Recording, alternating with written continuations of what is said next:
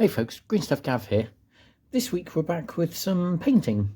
In the WePrint miniatures last couple of boxes, we've had some of Papsikels Totally Not Terminator miniatures.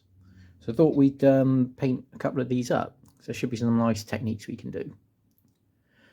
So I've undercoated these in the Colour Forges black because it's really nice coverage. We can really see some of the gorgeous little details on these guys. This one will mainly be done in dry brushing, but we're going to have a mix of dry brushing on this one and then some traditional painting. So this one's going to be really cool. So yeah, I'm going to speed up the footage and we will paint these folks.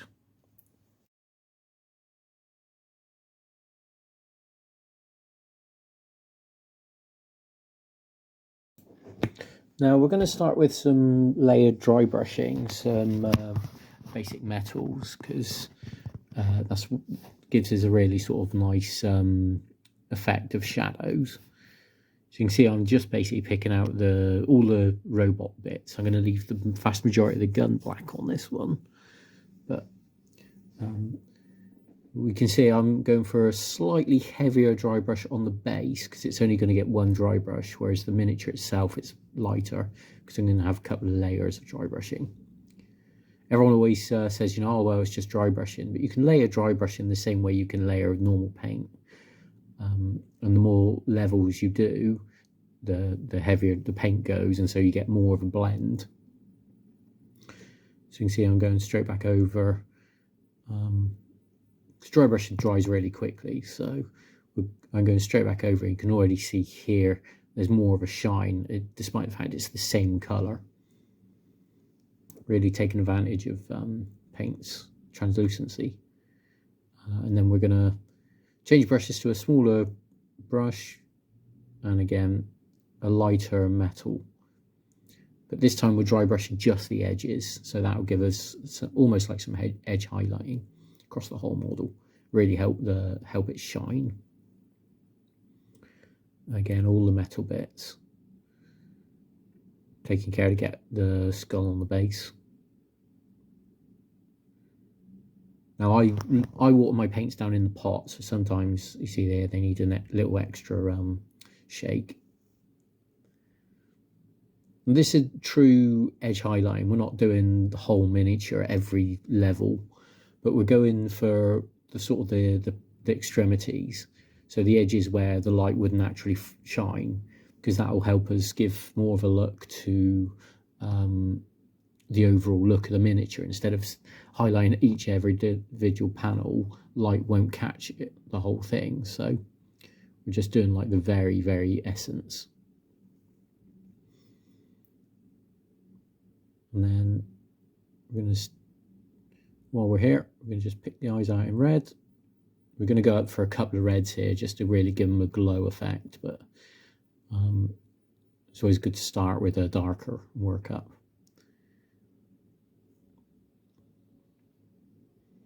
So while we got the Terminator here, we're just going to do some edge highlighting on the gun. Again, fairly similar theory to the edge on the metalwork. It's only really doing the edges of the entire thing.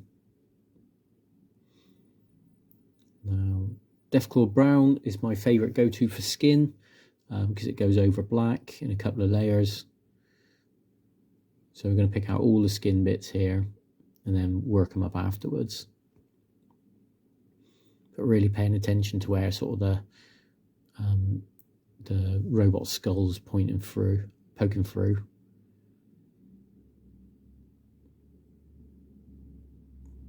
Just going to work. See here, I'm trying to work out, so technically I think the fingers should mainly be covered by the glove, but by picking out more of the fingers than intended gives us a nice focal point. So then back to the eyes. Eve Sun Scarlet. I don't know if we can see that. That gives it a real nice sort of glowing red look. We can see, although I'm doing hers, I'm not doing the one on the base because it should be dying. Then Cadian Flesh Tone straight over the top. This is a very, very translucent paint, so we can be pretty liberal with it, and that will give us some nice blending. As per usual, not all the way, to just leaving some shadow.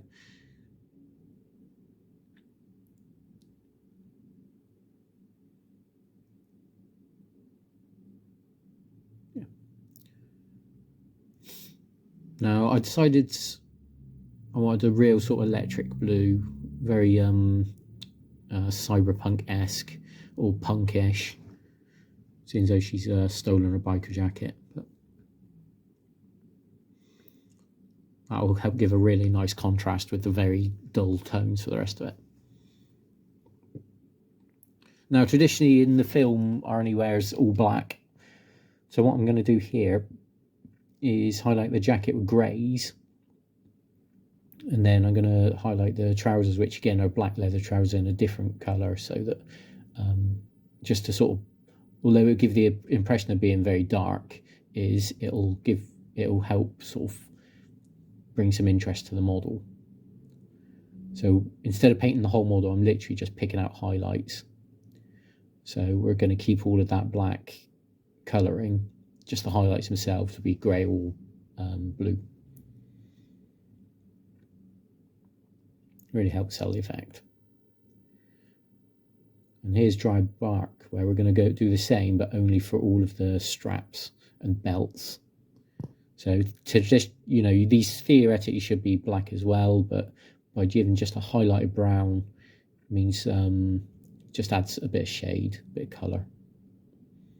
Because you've got to sort of vary between what would be realistic and what looks good on the table.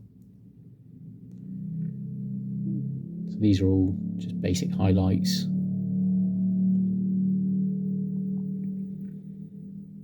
Just making sure I pick them all out, because if we miss them, that'll be obvious. And then some more grey onto the jacket. She's also got a small bra on there, so just give that pick that out in the grey as well, rather than give it, like a bright red or white.